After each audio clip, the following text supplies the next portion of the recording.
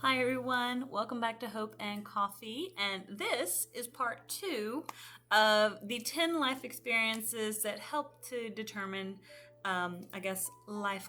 If you have life culture or like building your life culture or all those sorts of fun things. Anyway, I've really enjoyed like the first 5 and kind of got talking on them. And I like to keep these episodes about 10 or so minutes and started rambling.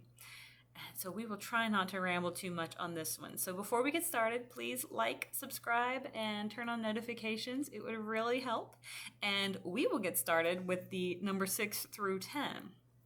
And so we were picking up at number 6 with studying that you've studied philosophy or spirituality. So if you didn't know what we were doing, in the previous episode, we talked about the first 5 of a list of things that can help you determine to build your culture, awareness of culture around the world, being able to understand people around you.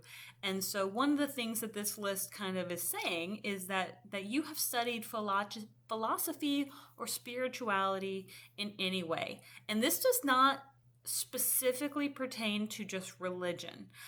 This is just simply spirituality.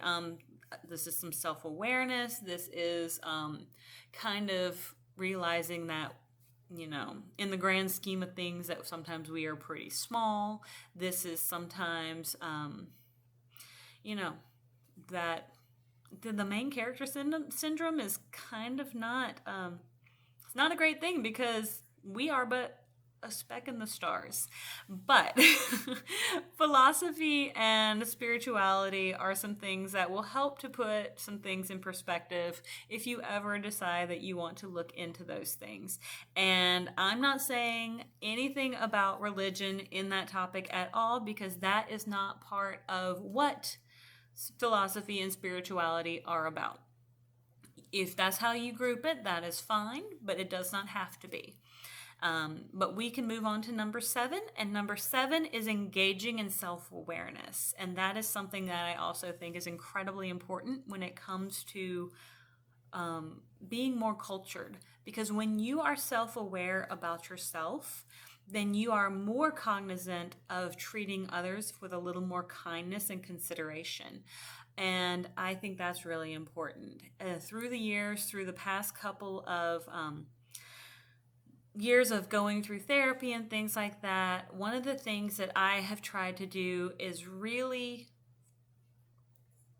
think about myself, and not in a selfish, self-centered sort of way, but in that more introspective sort of way of, why am I feeling this way? What has triggered this sort of thing? What has happened to cause me to feel like this? And all those sorts of emotions. And sometimes it's kind of hard, but being able to engage in that self-awareness can be difficult, but it can be very rewarding, because then you're able to actually start making progress on changing some of your own behaviors that you might not have been aware of. And sometimes it takes reading books. And sometimes it's like, okay, this is why I'm doing that. Sometimes it's talking to other people like therapists or counselors. But actually engaging in that self-awareness, you are engaging in being a more cultured individual, because it will open you up to be more accepting and to be more open for others as well. But number 8 is being thoughtful towards your personal style and fashion. Putting thought into your personal style and fashion. And I'm not saying that you are going out and buying the latest, greatest fashion that is most popular on the street.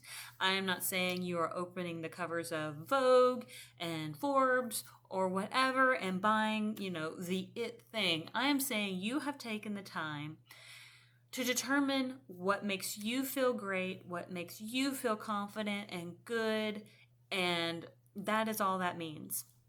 You have put some thought into your personal style and fashion, and you have done something that makes you feel good, that you wake up And maybe when you go to work, you're not just throwing something on, you put a little thought into it because you're aware, you have been practicing that self-awareness, because maybe you're not dressing for other people, you're dressing for you because you want to feel good about you.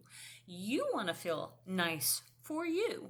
And I know when I put an outfit on, if I don't feel nice for me, I don't care what other people think. They might be like, that looks great. If I don't feel good, I will take it off in a heartbeat and I will put something else on. And I know my friends have seen me do that because I just didn't like it that day. But that is something that also will help you with that more cultured feel, because then you will have and start building that level of confidence in yourself, because you will start being more aware of who you are, what you like, and how you feel, how you carry yourself. And all of that is very important. Number 9 is reading books from many cultures and perspectives. And so that's not only limited to reading books from like Spain or the Middle East or the Asia or Southeast Asia or anything like that, but that's also reading books from other perspectives other than the ones that you like strictly read.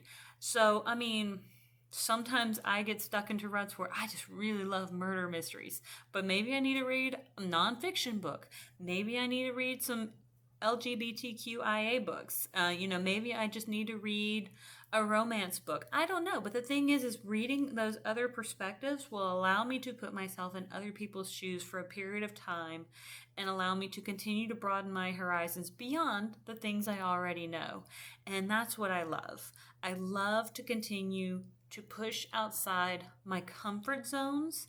And yes, it may be a little uncomfortable and it may not always feel like the perfect fit, but the thing is you're often going to find some pretty good stories along the way that really resonate so incredibly well with you that you might not have picked up if you hadn't have tried it.